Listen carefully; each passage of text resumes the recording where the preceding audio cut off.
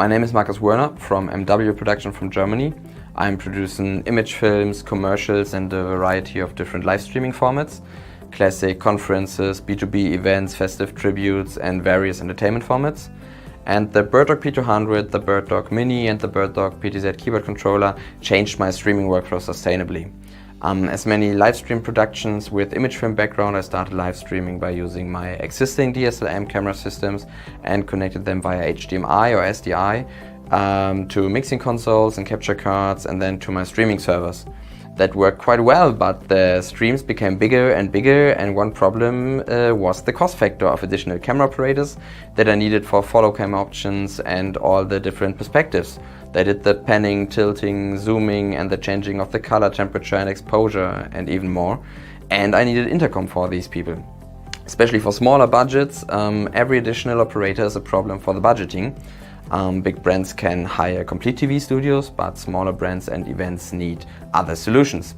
I was looking for the impossible all-in-one solution for these aspects, and I wanted to change perspectives, exposure, color, temperature and even more parameters on my own, live on the go with the smallest amount of crew possible. For example, if you worked on a stream with a mixture of artificial light and natural light from outside with changing intensity and changing color temperature, you want to correct those changes too. The BirdDog PTZ keyboard controller offers all these possibilities with just 1 or 2 knobs for every cam and every composition, which is awesome.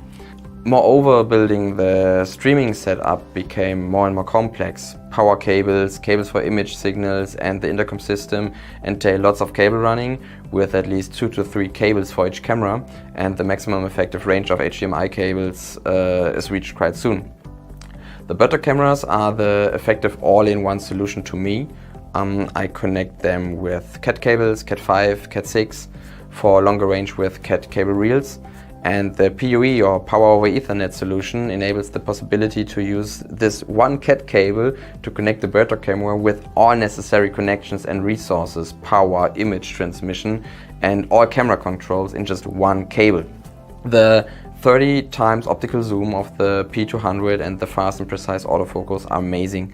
I can stream half-long shots while keeping the P200s at the end or the side of the convention hall, or capture brilliant close-ups of food if I stream cooking shows. This great variety of the P200 together with the easy and fast assembly and dismantling, thanks to the PoE option, are making the BirdDog P200 the ultimate all-purpose weapon to me.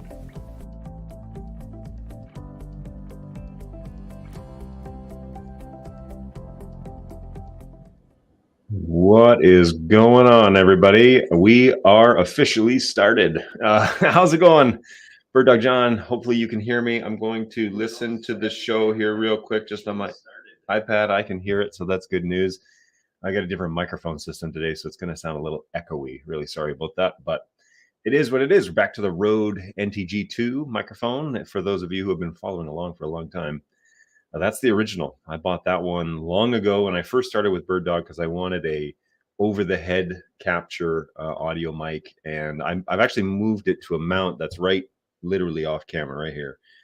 And so it's really close to my mouth, but you're still going to hear the room bouncing about because there is no acoustic treatment in here. So good and echoey for all of you for your listening and enjoyment purposes.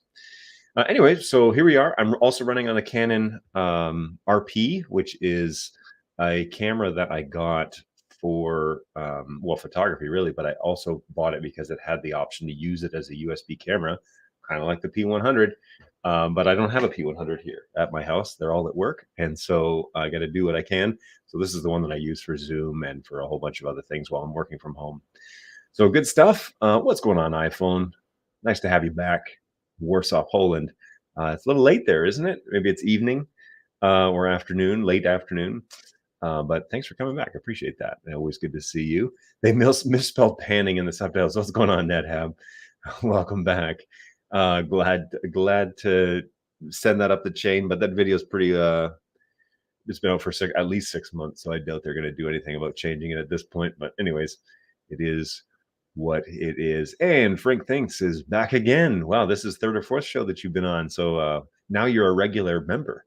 You've paid your admission and paid your dues in terms of, oh, it's 5 p.m. iPhone says.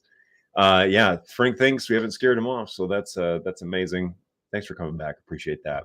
As you can tell, I'm working from my home office. You might find some videos on our YouTube page where I was doing training and stuff out of this office. Now, my desk used to actually be over there. So it was looking at this wall, which is now where my computer screens are. It's really awkward because I have 3 computer screens. And the question was, do I want to have the window open and block all of this, this wall, which has like some pictures and stuff hung up on it? Or do I want to block the window? And I got to the point where I wanted to stop blocking the window.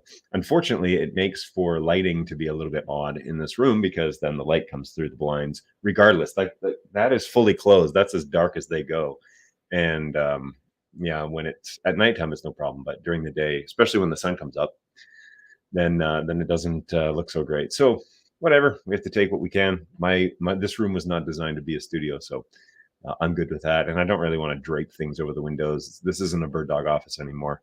This is my home. So we're gonna go with that. So hey, thanks, Brayden. How's it going, man? Yes, I am back in the country now.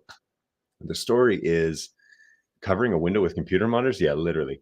So the story goes that I did arrive home last night, but nighttime goes until like what, 5 a.m., 6 a.m. It's kind of subjective. Anyways, I did get home. It was about 11:30 p.m. last night. I had been driving since about 11:30 a.m. Stop for gas and stop for food and what have you. But it was pretty much just straight driving. We went from, I don't have a screen share on this. Let's set up a screen to share. Let's do this one. And then I'm going to open Chrome. Let's go over here. Okay, so I will show this briefly, just give you an idea as to where I have been. So I live in the Clarkston area. It's near Detroit.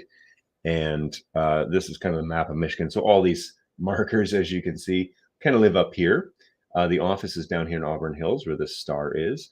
So I drove up to 90 or 69 and across, and then I went onto the 402 and through London, down to the 401, which goes up through Kitchener, Cambridge, and then past Guelph, and then keeps going, goes into Toronto. Well, I did a little detour into Brampton, which is where my folks are from. So I stopped there, I picked up my dad. I picked up somebody in Kitchener as well. So we had a couple of guys in the truck. And then we went northbound on the 400. And the 400 goes past Newmarket, which is a major city in the north, goes through Barrie. And then we went onto Highway 11 and we keep going into North Bay. We have lunch in North Bay, coming in and out. And then we went all the way up to Temagami. So this is the place where we go camping on some of these lakes in here. And we have one specific location that we go to quite regularly in this neck of the woods. And so, it's right here. So Lower and Upper Twin and Low Lake Lodge is on here. We go in this road and we travel through and then go into the bush and walk our gear into the lake. So that's where I was. I was there for several days. I left on Friday morning at about 1:30 a.m. And we were in camp at about dinner time. So I picked up a friend of mine in Kitchener. I picked up my dad in Brampton, and then we traveled through all the way to Temagami. So it was quite a trip. Friday was all day driving, and then yesterday was all day driving. So had a great sleep in my own bed last night. That was wonderful because came home, took a shower, which is something that we don't have up there. And it is literally camping in the woods, something that Senseless hates. so we spent several days up there, had a great group of guys that joined us. We really had a good time. So anyways, if you're curious, that's where I was. And I didn't know if I was going to do today's show, but I did get back last night. I had a good rest. My wife and son are off at a doctor's appointment, and so my daughter's here at the house, and we'll broadcast from here and work with my guys here, and I'll be back in the office tomorrow, physically in the office tomorrow. So that's the schedule for me. That's what's going on in BirdDogJon land. But yeah, there's been my absence. Now, what have I missed since I was gone? You guys can chime in with your NDI questions. We found out a week ago that LinkedIn, if you comment on LinkedIn, it does actually feed back to the chat, which I was surprised by. So that's cool. So yeah, anywhere that you're joining us, LinkedIn, YouTube, or Twitch, feel free to jump on the chat and ask your questions. So iPhone from Warsaw has a question. I just bought a BirdDog Studio secondhand. I can't correctly set it up to use as a decoder. As an encoder, it works fine. But when I switch to decoder, I don't see a list of my NDI sources. Latest firmware installed. Any suggestion? P.S. NDI Monitor app sees all my sources. Yeah, okay, so a couple of things. With Studio, be sure you're using Google Chrome, because the other platforms, if you're using Firefox or using Internet Explorer, those ones do not get the list correctly. So be sure you're using Google Chrome, because that one works every time. Refresh it 3 or 4 times. Be sure that, unless you're using them, be sure that Groups is turned off. Be sure that Discovery Server is turned off, again, unless you're using them. Be sure those 2 things are turned off. And then are your sources, obviously you would know this, iPhone, but your sources need to be full NDI. So they'll populate in the list if they're full NDI. Are all of those things checked? Let's start there. NetHab says, NewTek released a new version of NDI tools with a Zen router like NDI switcher software. Really? Did I miss that? Oh my goodness. So is it in the NDI tools package? Check it out. NDI tools, NDI 5.5 is now available for download. Oh, geez. NDI webcam has been improved. Audio direct improved. NDI router. Can thinking NDI.TV stop asking me to register every time I want to download? Every time I want to download NDI tools again, they're always like, oh, be sure that you sign up for all of our stuff. I've done it probably like 24 times. You would think that they would provide you with a link. But anyways, I think I actually have a link. Let me look. I'm actually quite certain I do, because I know a guy. So, yep, here we go. NDI tools 5.5. Here we go. That was easy. Yeah, I would prefer them not to ask me to register every single time I use it, but yes, 5.5. The downloader doesn't require registration anymore. They moved it to the installer. Oh, are you kidding me? For crying out loud. It's still really annoying. Like, if I want to register for your announcements and updates, just ask me to register. Like, and if I want to, I will. But like, if I've already done it, I don't need to do it again, do I? NDI Tools 5, prepping your computer. All right, well, I'm going through the setup now. So let's see what happens. I can't move the install window. That's weird. Welcome back. Thank you. Welcome back. It's still annoying. Oh, good times. Good times, great oldies.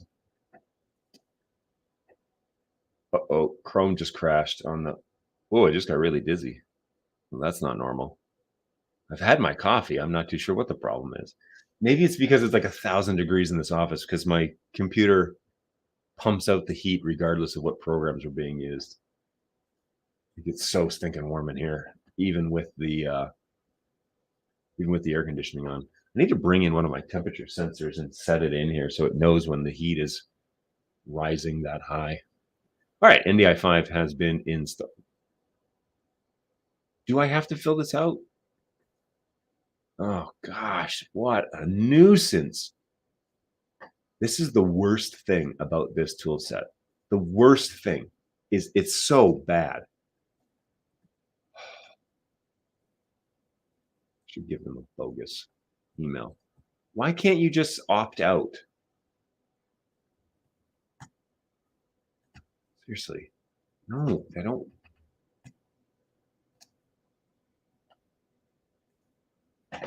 Then I'm going to get emails, and I'm going to get... I said don't email me, but I need to talk to my guy about that, because that is so frustrating. Okay, so I registered. Now it's frozen. Okay, here we go. Let's go. All right, so the launcher looks the same. It is the huge. What does this mean? Privacy? By default, your NDI channels are available across your local network. Replace public with the private group. Oh, okay. That's interesting. Okay, so router. I want to see this thing. Now, I don't have any NDI sources on my computer other than Let's do a screen capture. Let's do a test patterns. Yeah, that'll do. That'll do, donkey. That'll do. Let's turn that up to 1080p 60. Put this over here. Okay, so here is the router. And source number one, configure. So you right click to configure. Sources, computer, test pattern, label, test pat. Okay, okay, okay. Oh boy, styling. What? Oh, why would that matter? Background color? Okay. No, that's okay, I guess. Whoa, ouch. There we go, that's better. Okay, so, all right, configure source number two. Desktop. Screen number three. Screen capture. Screen cap. All good. Let's make this text red. I don't know why. And then we switch to it. Okay, okay, okay. So then let's set this up like I do in the office. So I'm going to launch webcam. Ooh, the webcam thing is better. Oh. Router Desti1. Oh boy. Okay. Okay, okay. Now the problem,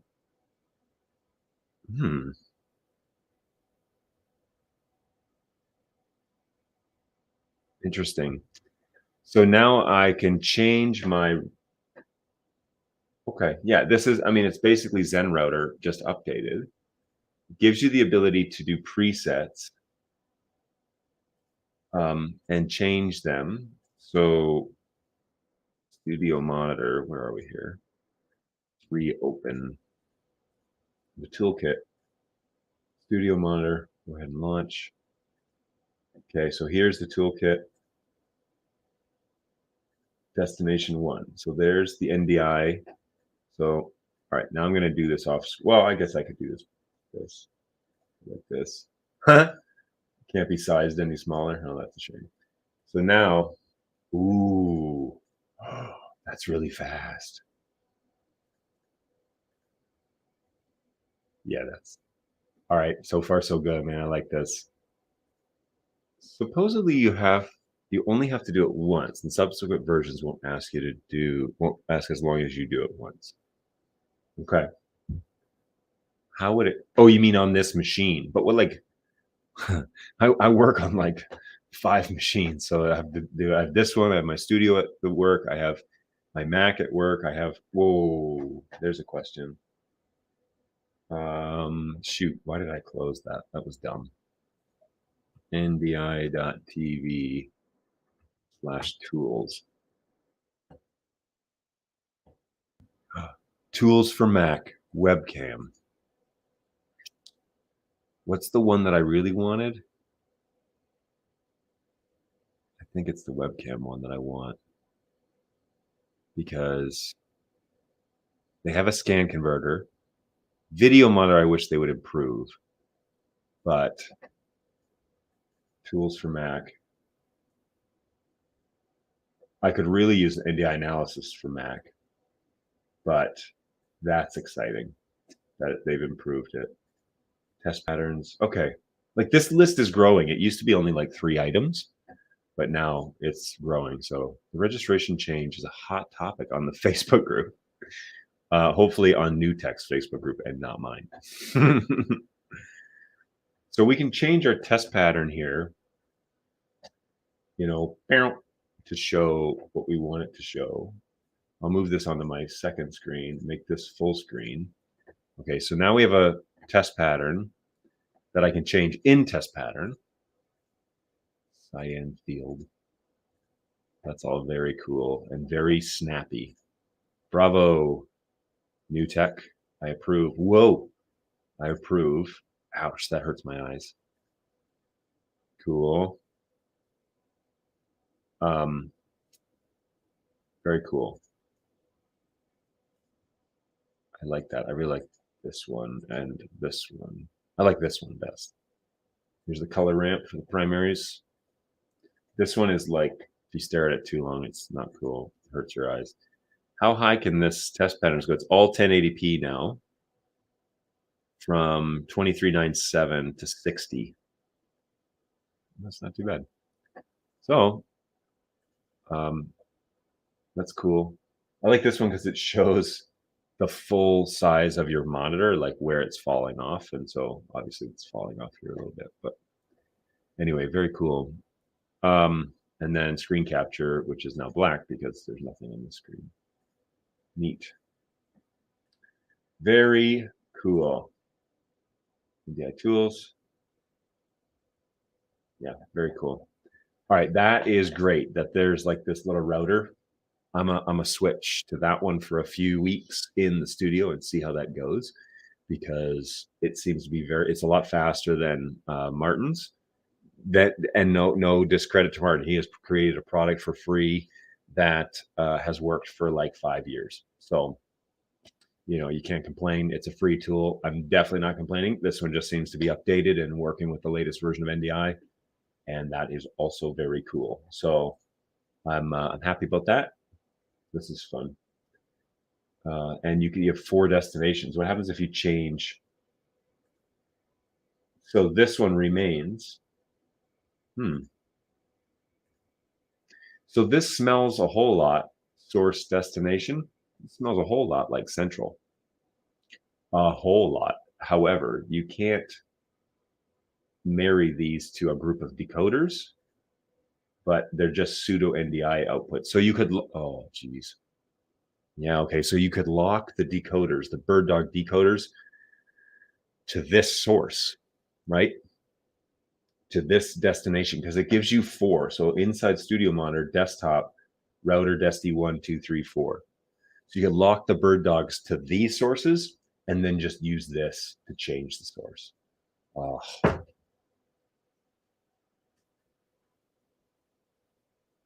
Yeah, that is slick.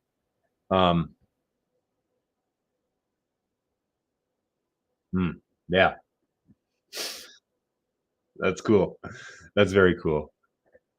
I hadn't put all that together, but it's formulating in my brain right now, so it's fun. Hey, Thomas, how's it going? Can you use Sony remote controllers with the I assume you mean P400?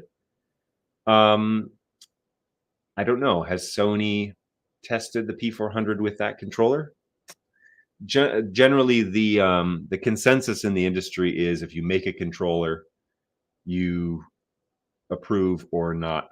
You know, you get or you don't get the cameras that you want to control, and you qualify them. That's actually been something that we've been working on fairly diligently for, I think, all of this year, and part of last year was getting like PTZ1, PTZ2, PTZ optics, you know, several Sony, the BRC 4000, I forget what it is. But yeah, there's like a whole slew of cameras that we're trying to get our hands on so we can qualify them for our remote control. But it would be up to Sony to get the P400 if they want it to work with their keyboard and qualify it. Now, with all that being said,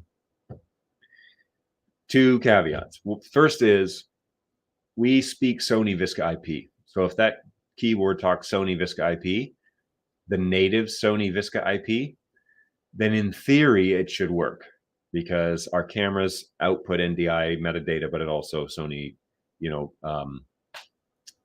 Sony Visca IP, and so those should be compatible. However, here's the catch.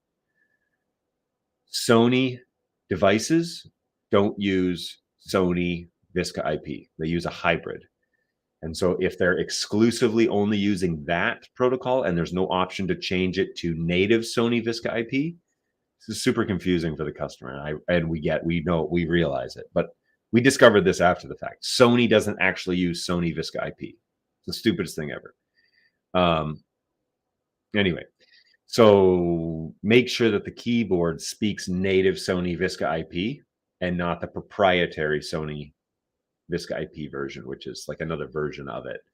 But if it does, if the BR3000 remote speaks native Sony VISC IP, our cameras output that. And so they should be able to pan, tilt, zoom the camera. I don't know about mapped features.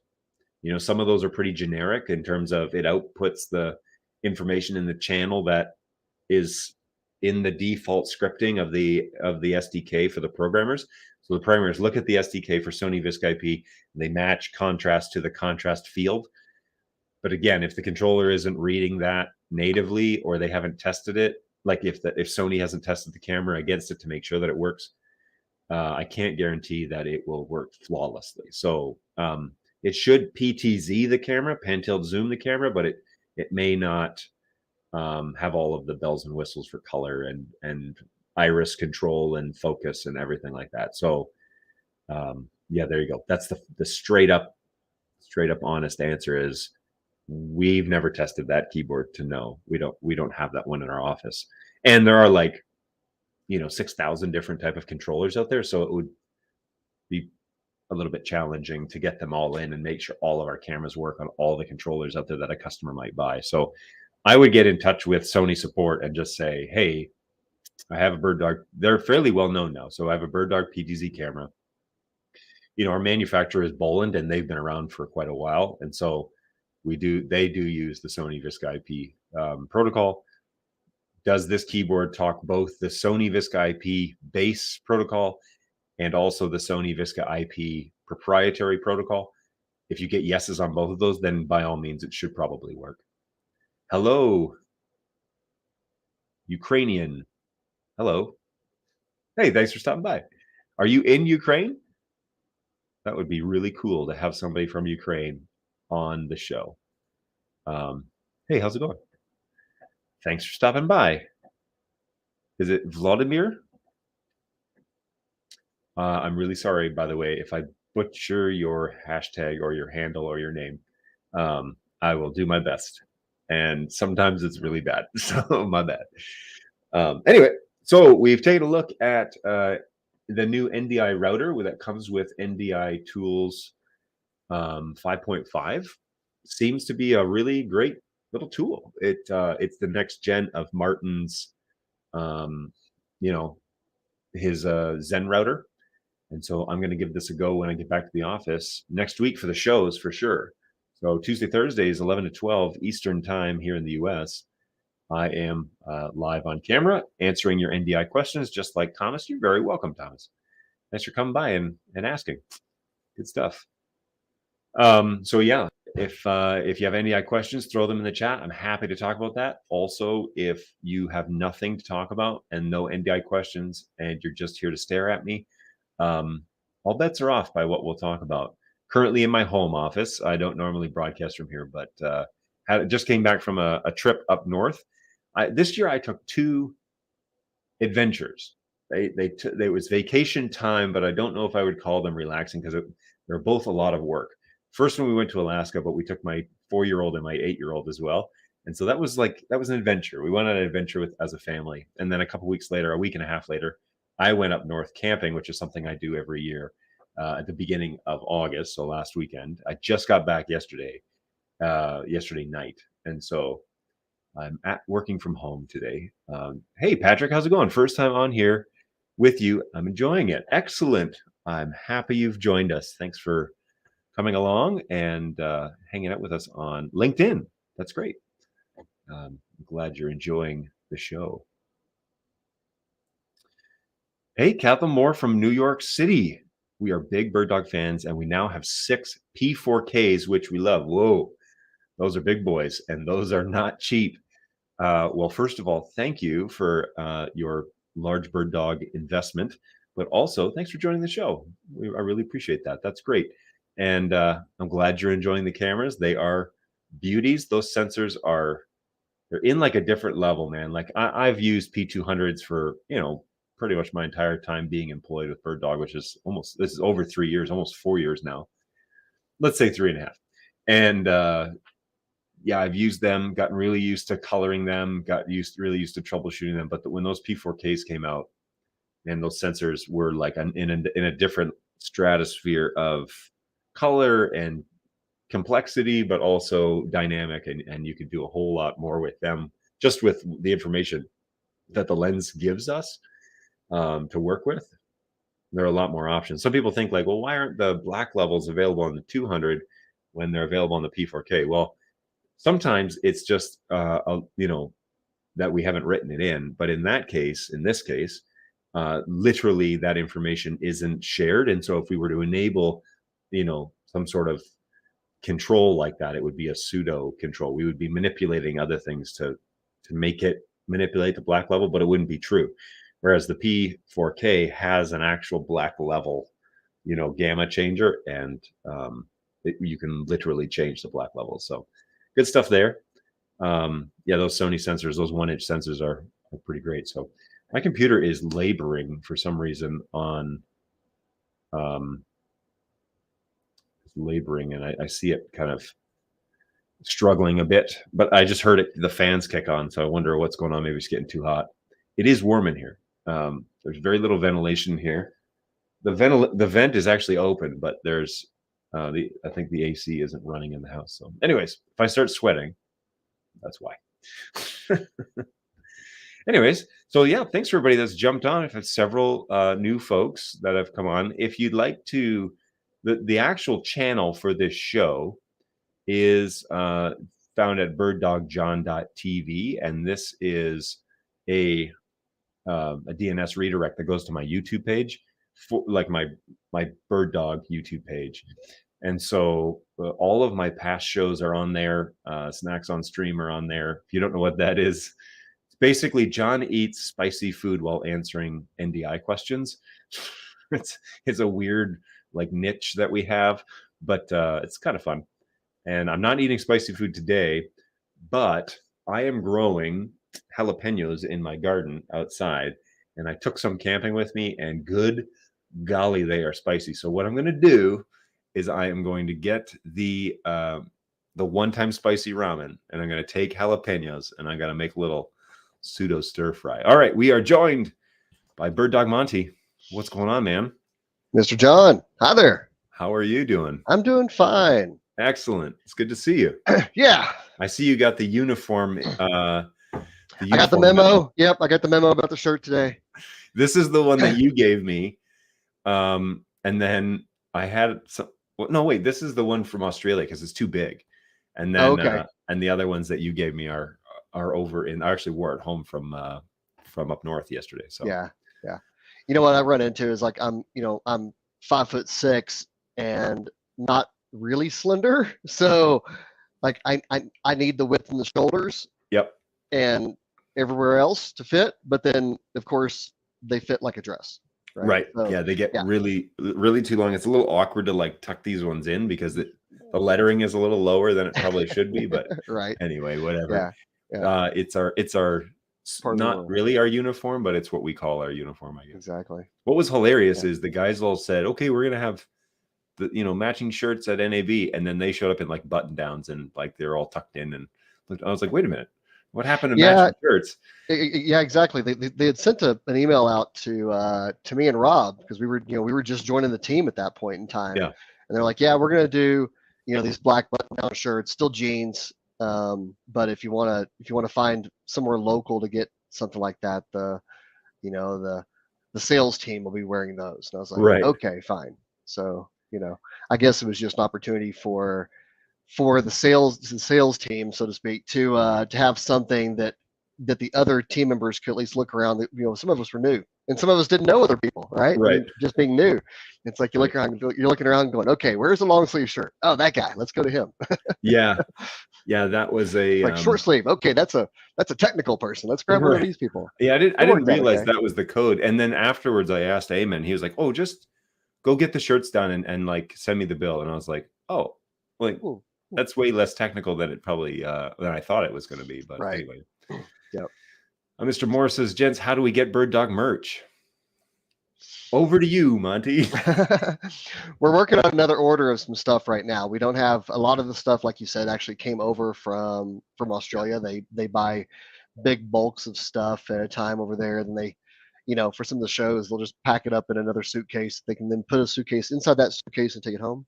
Right. or check a box or whatever else it is. So, feel free to drop us an email. We'll add it to the list. Yeah, And, for sure. There's a handful of folks. What you really have to do is become a vocal fanboy on Facebook that's and right. and tout the brand, and then that'll get marketing to their head to turn, and Yep. maybe they'll send you some stuff. Yeah, But there's exactly. no merch store yet, which anyways, we should set up at least here in the US, because we probably I agree with that. And to your point there, John, it's not like we need to make money on it necessarily, but right. there's folks out there who, like you said, whether they're end users, or fanboys or dealers and integrators, who would if we could just sell it for what we paid for it, Right. and help spread the messaging about BirdDog that way.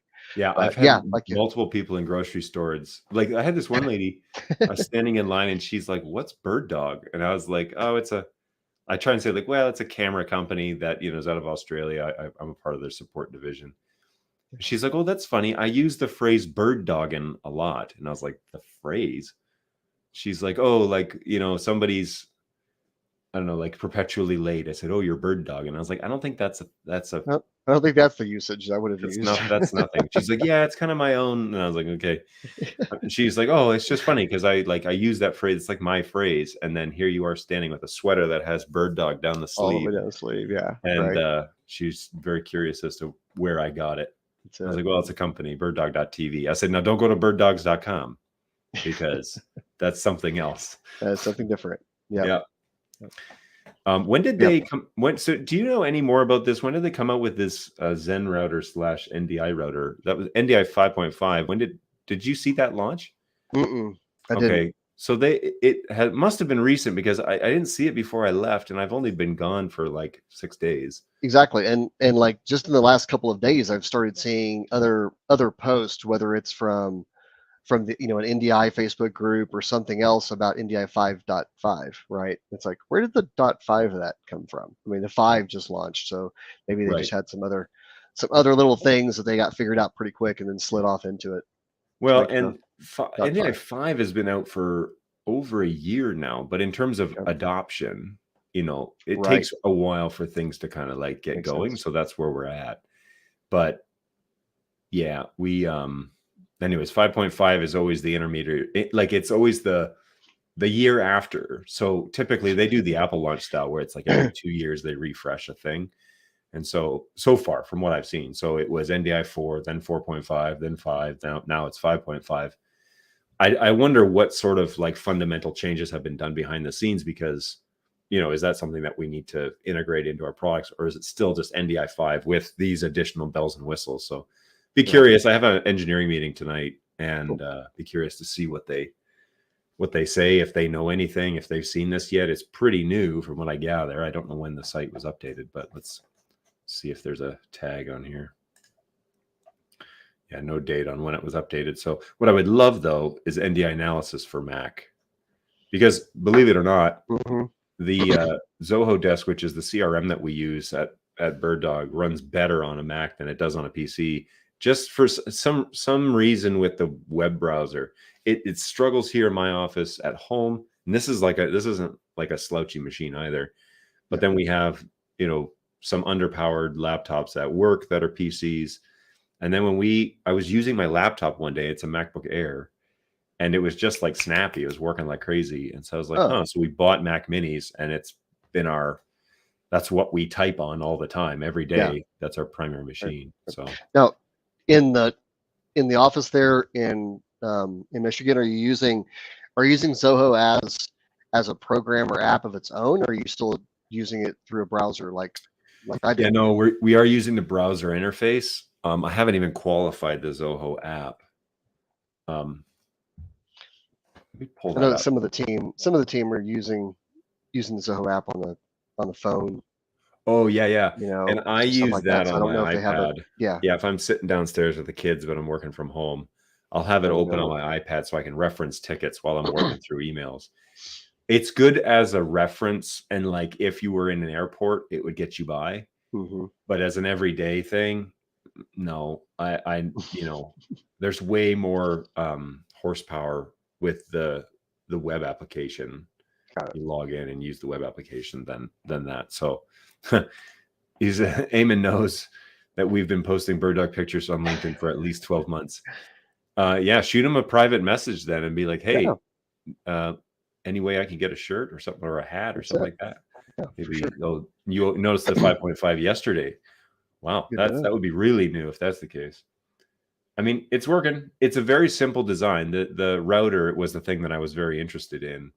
And it's a simple design. It does smell a lot like Central. Like it has sources, a preview window, destinations. It does add the presets on the side, which is cool. Like, so I assume you pull up a camera and then you hit the preset you want and it'll fire it for that camera.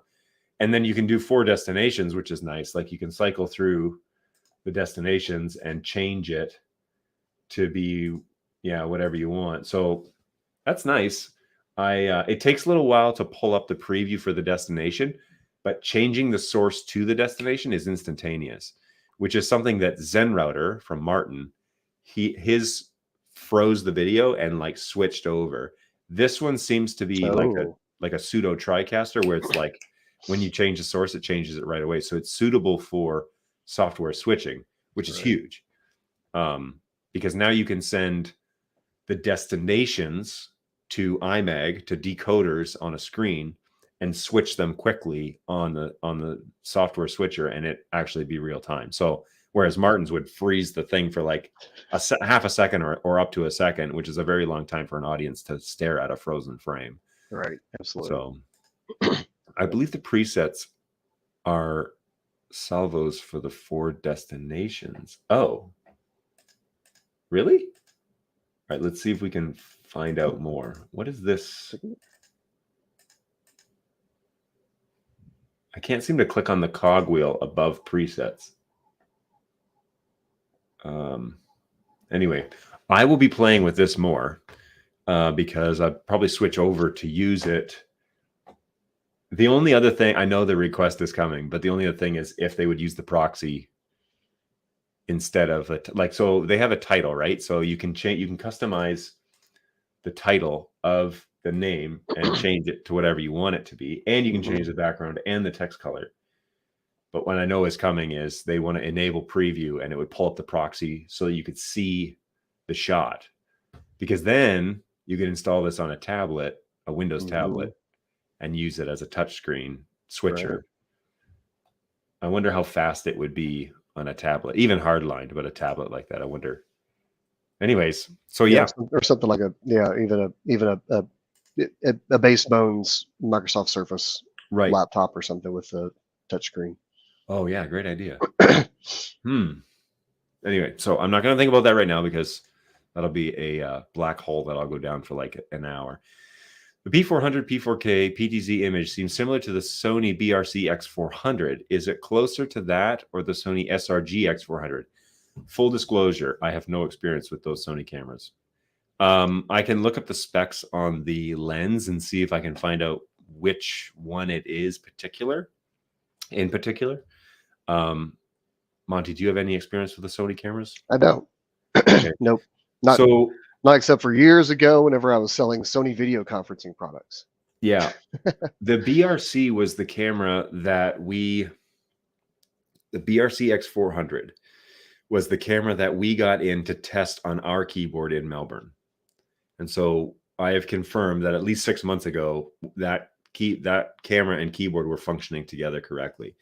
But I think they bought a BRC X400 and they bought, I can't remember if it's a Sony controller or if it was a Panasonic controller, but it was like one of the big controllers. They just wanted to see like how it worked with other cameras.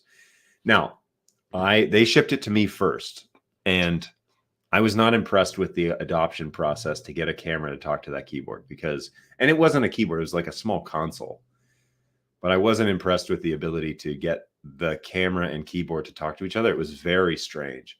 Like, you had to go to all these sub menus, and there was it was kind of like a soundboard now, a digital soundboard. It has all these like pages that you have to like bury down into it to get it to talk the right language and then come up and change things as you're backing off.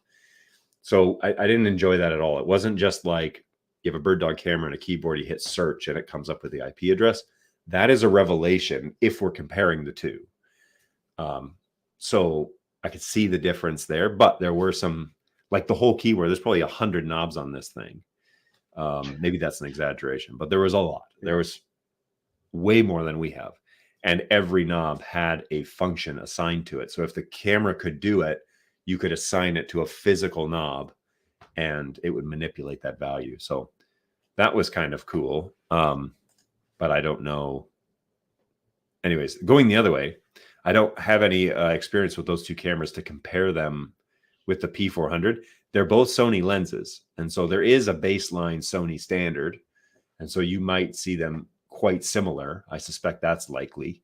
I don't know if they're the same lens or not, though. I cannot confirm nor deny. But yeah, if you really want to know, we could dig down deep into the exact make and model of the lens in the 400 and see if we can find information on those other two.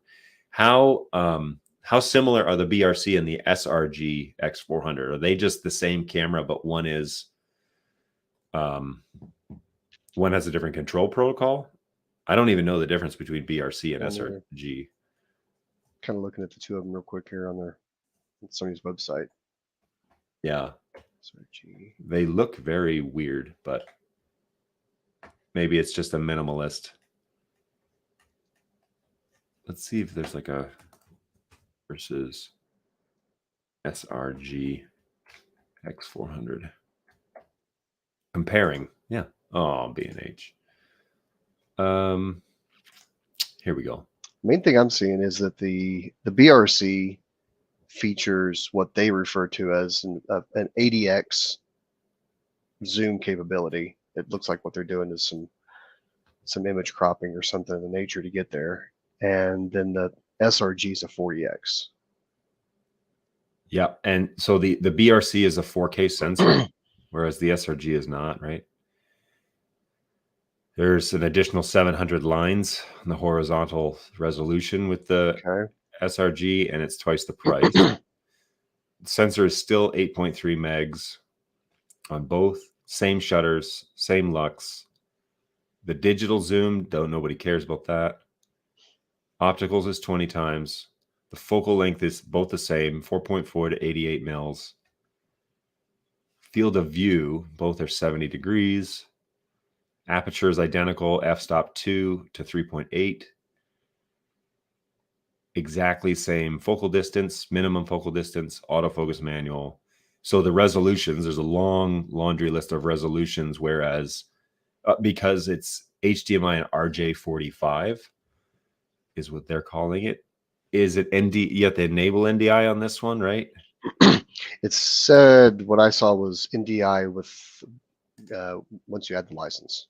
Oh my gosh, I can't believe that's still a model. Via optional license.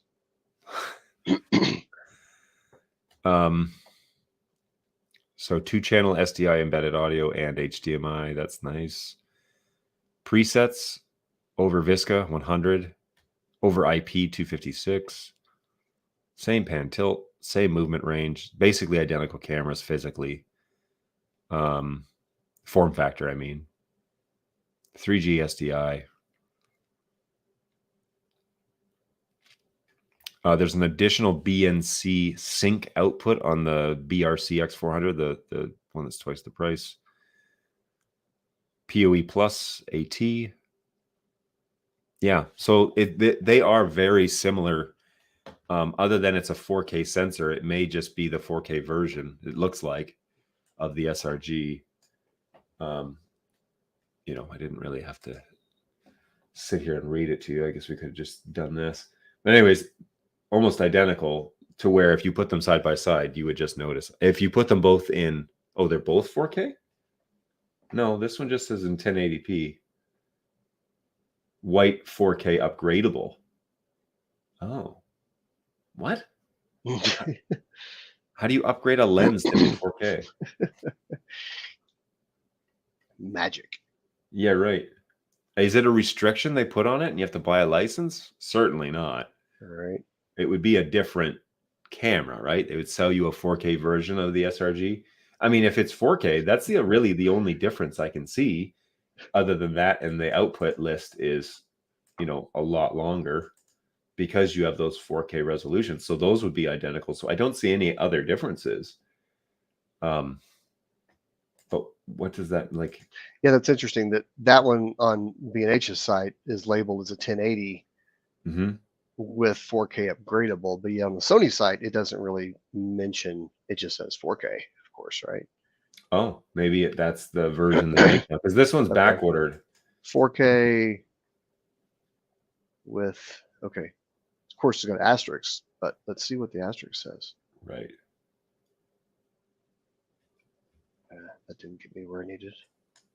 It's a license. Look at this. Yeah, upgraded 4K shooting via optional license. What? That's weird. The license Let's is $600.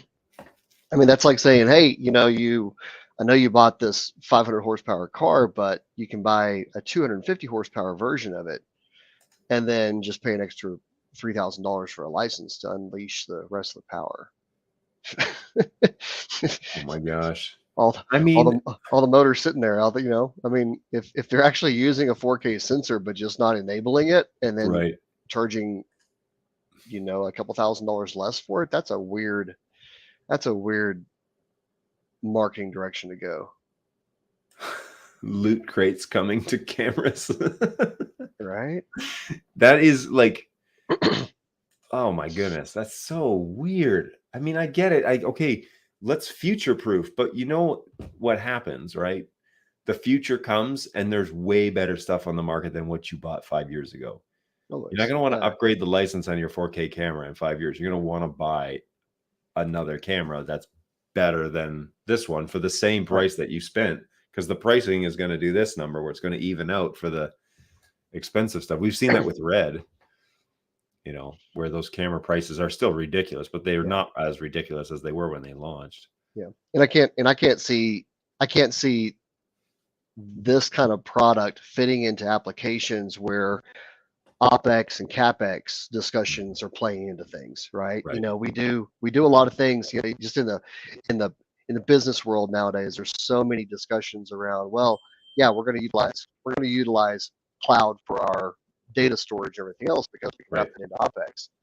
But yeah, I don't know if that's a one-time licensing upgrade that you have to do, and if you have to do it within so many years, and then what happens with the firmware update later, whenever the firmware update doesn't support the licensing agreement that you paid for?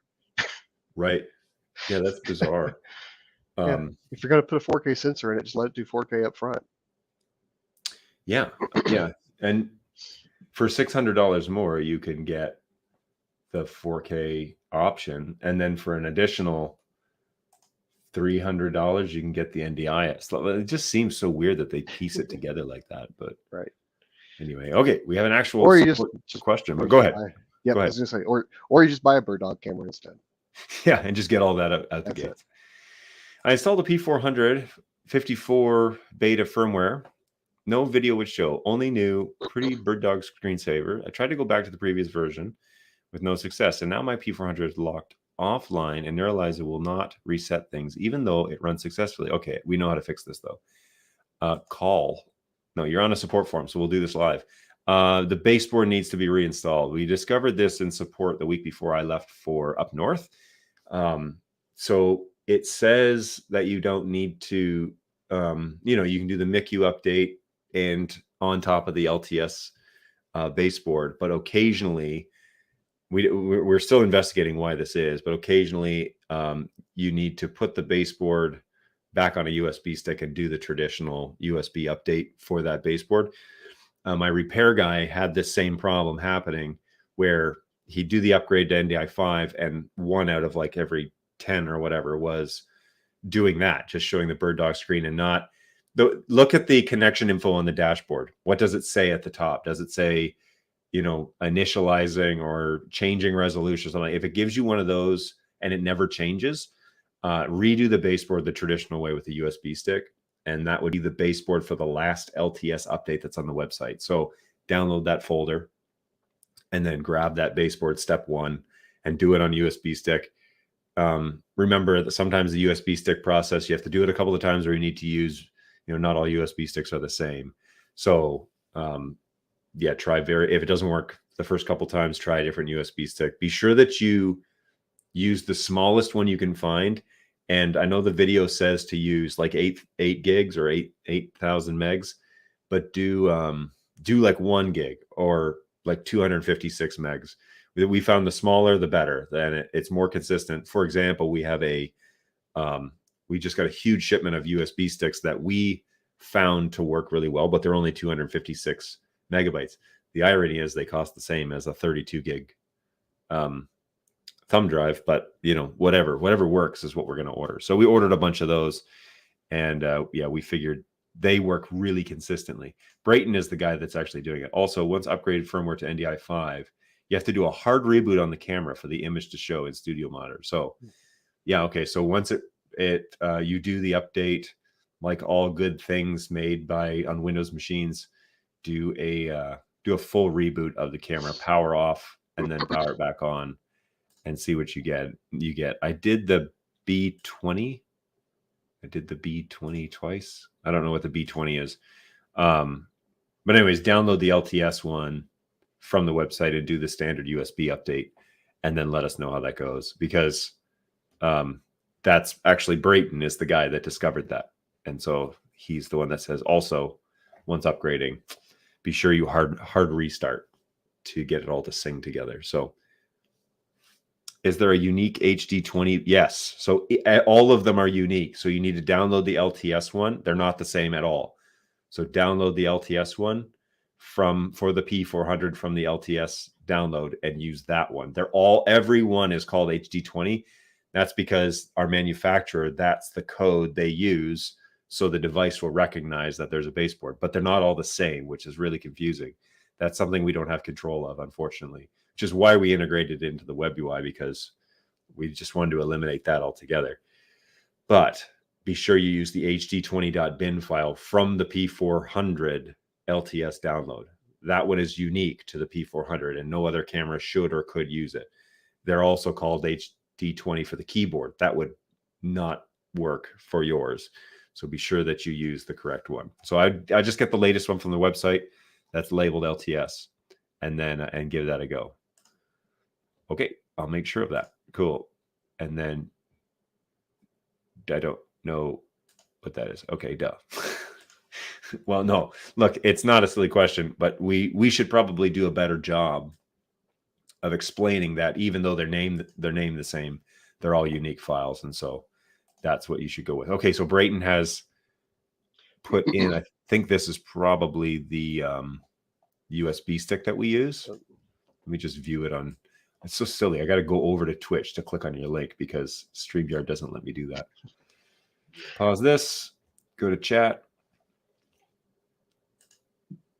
And there it is. Okay, so click on the link. Yeah. So we've purchased these a few times. This is just the Amazon link. It's safe to go to. You can see I've purchased it 3 times, but I bought 5 pieces of them. So we bought like 15 or 20 of them when we did it, just so that we would have them on hand.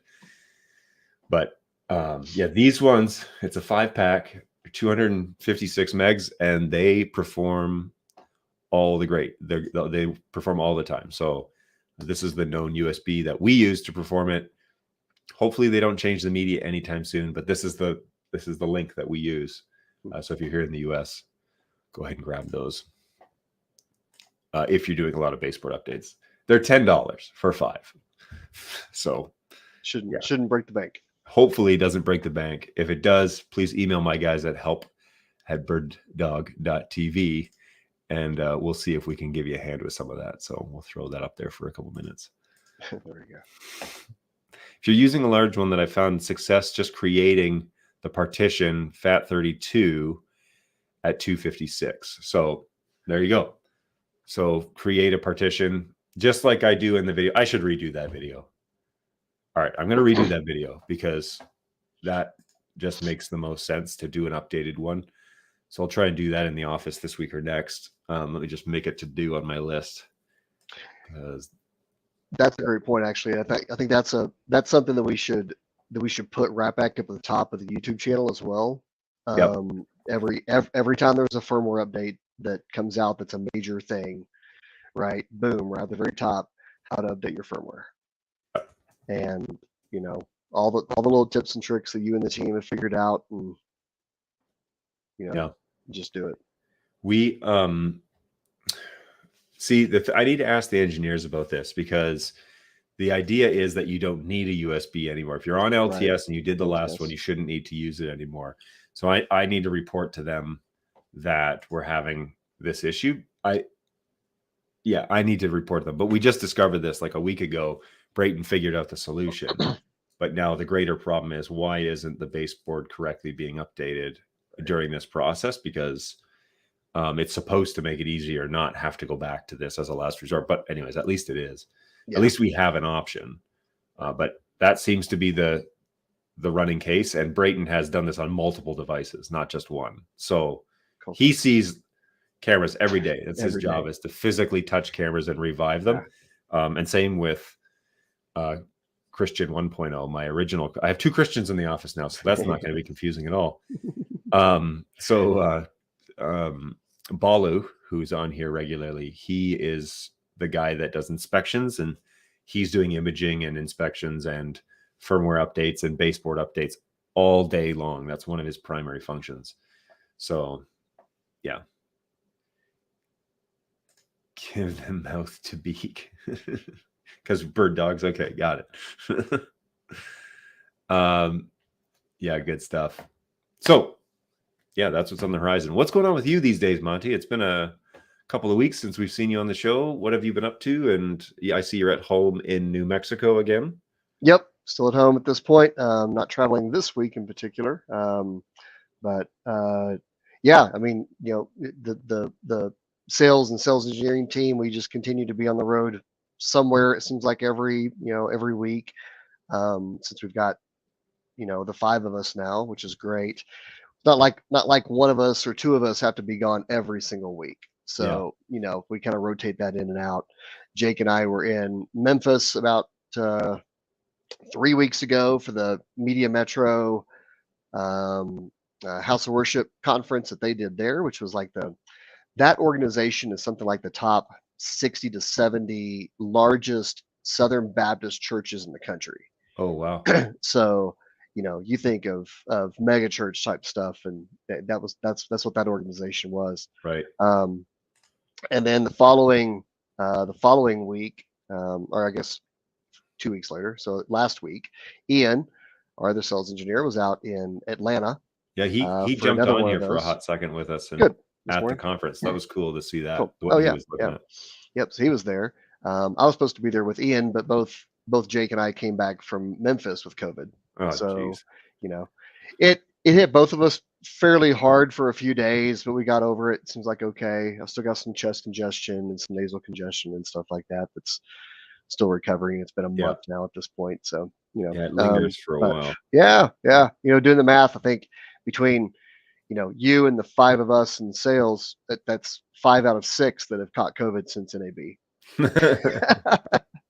So Rob's the sole holdout at this point. Well, that's good because he just got married, right? He just got married last weekend. Yep, sure did. Yeah. So other than that, we've got lots of things going on. I know that the Jake and Ian are actually headed down to San Diego for the end of this week and over the weekend. There's a I don't even remember the name of it. Jake just posted it up in Facebook last week, or not Facebook, LinkedIn last week. It's a San Diego production show of some sort. It's on Saturday, which is an interesting thing. So the guys will be down there on Saturday, which is great. So that is strange that it's on that. They're heading, and I think they're heading down tomorrow or later today, even to do some other visits in the area tomorrow while they're going to be there. Right? We always try to double up and do a few things. So that's going strong. I've noticed, since I handle a lot of the distribution business just as a whole, there's a couple of things there to note as well. First, I'll talk about existing stuff. Flex encoders and decoders are shipping to the distributors. I got an invoice from, I was copying on an invoice from our logistics guy just the other day, and Broadfield, for example, has about 150 to 200 of each heading to Wow. them. So, That's we've been out of flex encoders and decoders for a period of time. So finally they're going to Mhm. be back in stock and ready to go. And in distribution business, to add to that, is that BirdDog has officially signed on Exertis Broadcast as a U.S. distributor. Awesome. So that is the group that was formerly known as JB&A out of California. They got acquired by the Exertis family of businesses back, I don't remember, year and a half ago or so. Right.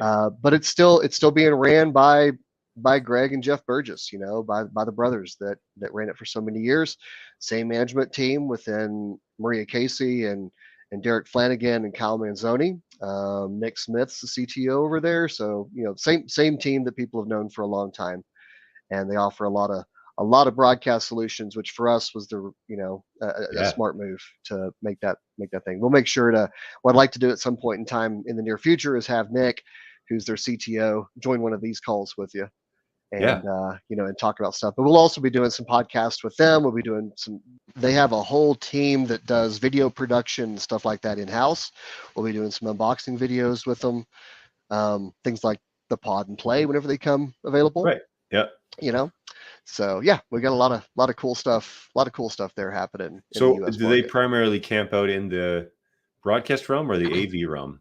The broadcast realm. Okay. Cool. Yeah, you take a look at Exertis Broadcast is it? Yeah, I think it's just, or exertisna.com is Okay. is their website.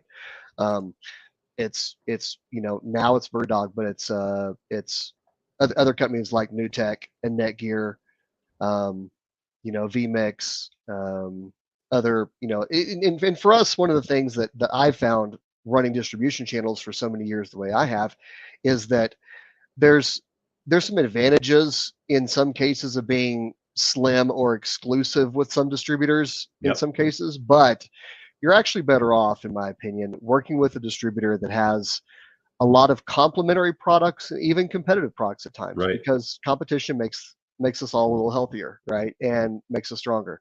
Seriously. Makes us, so yeah, they carry PTZ optics. They carry, they carry some other PTZ camera options as well, right? Yeah. But that's okay. BirdDog has some advantages over their other brands, especially in the world of NDI and how we do it and why we do it the way we do, and full ecosystem of NDI with converters and software and everything else to go along with it. So we're going to be, we've got a lot of stuff planned between now and the next 60 days, and then rolling a lot of other things on, between now and the end of the year.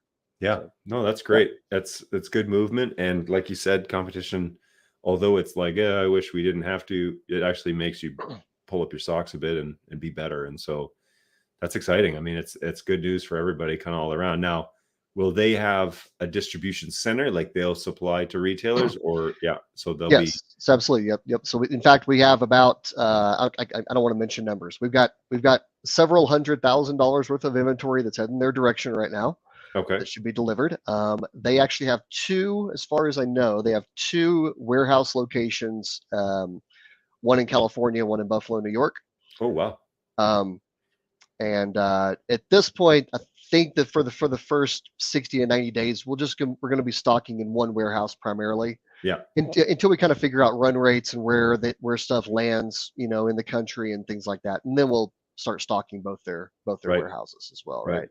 In addition to that, they're also assigning I don't want to call it just a business development person, but it's basically a applications solution specialist to BirdDog as well, that'll be trained in everything broadcast and NDI related, and then BirdDog primarily as their primary job. So awesome. Yeah. So I need to get like some training modules together. Yep, exactly. And I mean, as we need to, we can, for that fellow, for example, I believe he, what I heard from the team yesterday, from the Exertis team yesterday, is that he just moved from San Diego to the Denver area. Oh, wow. Followed his wife. His wife, I think he just recently got married or something. His wife lives out that way, so he was going to just relocate to Denver. So that'll be nice.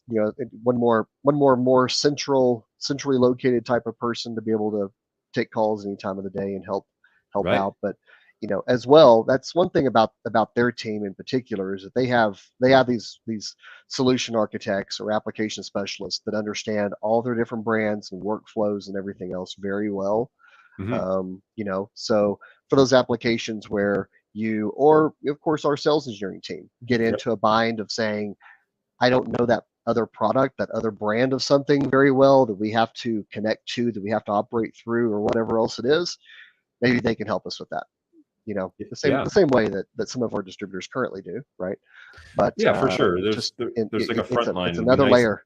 Yeah, it'd be nice to have a guy that's right there at the front, though, and the filter will change the every question to more sophisticated stuff that we need to get it on a different level. So that'll be great. That's it. So therefore, if it's the BirdDog guy gets a question about BirdDog products working with TriCaster, he looks over at his new tech guy and says, "Hey, right, can you help me out with this?" Yep. Like, yeah, yep, sure can. We do Get this to understand some of it. Oh, that's great. That's it. Yep. Back again, just a quick question here. So he's P400 to LTS 212, no output any longer. Is there any known issue of sequencer settings that were missing for the OSD? Well, first, if you're not getting any output, that means the baseboard did not get updated correctly. So again, USB update for this one needs to be done. Again, I would shrink it down to 256, but 100% if it was working and now HDMI and SDI, that means that the lens is not communicating correctly with the baseboard, and so you're not going to get any output on those. That's before the NDI conversion happens, which means you're not going to get NDI as well. Okay, so the chain, just like NetHab says here, the chain is lens to baseboard to SDI and HDMI outputs, and then the NDI chip, and then the chip outputs over the NIC card. So if you're not getting SDI or HDMI, the whole camera is not going to work. So that's a baseboard function. I would strongly recommend redoing the baseboard. NetHab just follows up and says, from what I understand, SDI and HDMI are controlled by the baseboard. That's correct. So update that would be the first step. It could also be the case where the color or brightness settings on the web UI are reset to 0, making the image basically black. The question I have is, can you get to the web UI of the camera? And if you can, what does the connection info say? Because that will kind of give you a clue. If it's just blank, that means no data is coming to the NDI chip. If there's something there where it says initializing, or it says changing resolution, or it says, and it's just frozen, again, USB baseboard update. That is a common occurring error that happens. But if it was working and now it's not, it is 100%. You got to redo the USB update. And if you tried to do it with one and you've been trying to do it, this is the second question that we've referred back to the USB stick. I would try a different USB stick at this point. Follow Brayton's suggestion, do 256 megs, that HD20 file, be sure that you have the correct one, and then format it to FAT32 and give it a go. And if if that doesn't work, then be sure to reach out to us at help@birddog.tv, because that is where our guys will be able to walk you through any other suggestions that we have, but also we could set up a remote or something like that, see what's going on, make sure that everything's talking correctly. So, I mean, worst case scenario is if you're here in the US, you ship it to us and we do it and we'll ship it back to you.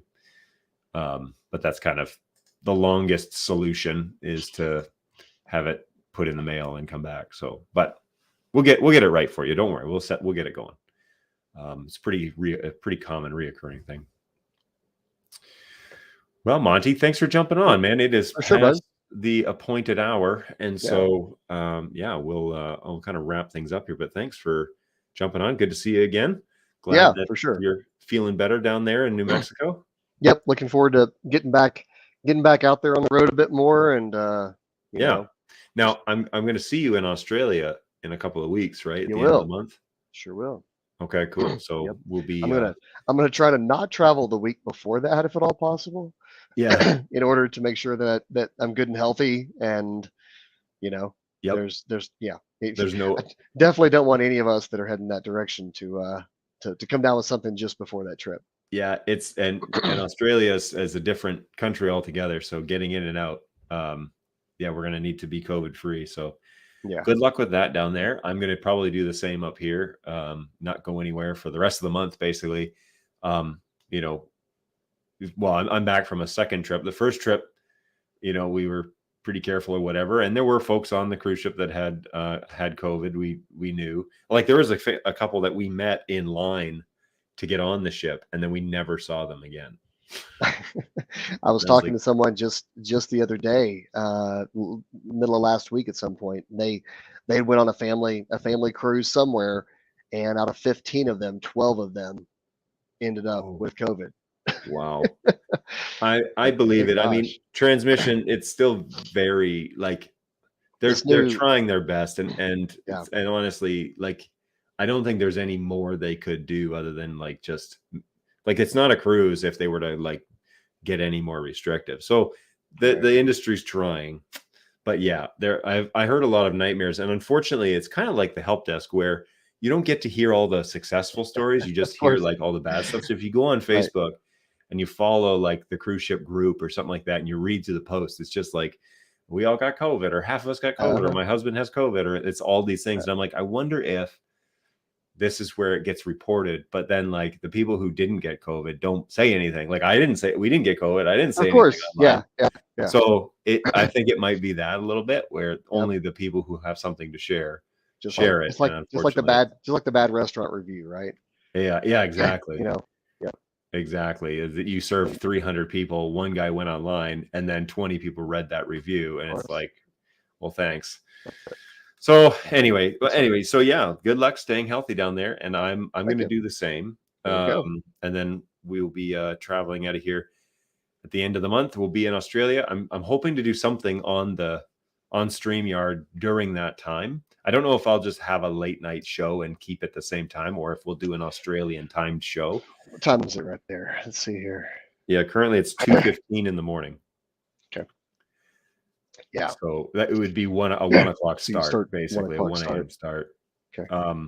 But anyways, we'll figure it out. We'll decide something, and be sure to produce something down there while we're there, because there'll be a whole bunch of us, and it would be fun to, have some of those guys. And we'll be in the new office. Yeah, exactly. They're moving over right now, so it'll be great. It'll be great to do that. I'll make it official. NetHab says, I've been using my P200 and Quad 4Ks and haven't gotten COVID. Well done. I'm glad that has not caused you to have COVID symptoms. There may be other symptoms, but not COVID. So that's good. Are you sure you're working off the right firmware? Yeah. Have you updated? you're on the old firmware. Oh man. Anyway, we're well past time. Thanks everybody for hanging out. Monty, thank you so much for joining. I really appreciate it. We'll see you next one. And yeah, guys, we'll see you. I will be back on Tuesday. I'm going to get some jalapenos and spicy Korean ramen. So join me on Tuesday for an exciting, potentially explosive episode here at Bird Dog Live. Bring your NDI questions. Thanks so much, everybody. Have a great end of the week, and we'll see you next time right back here. Take care, everyone.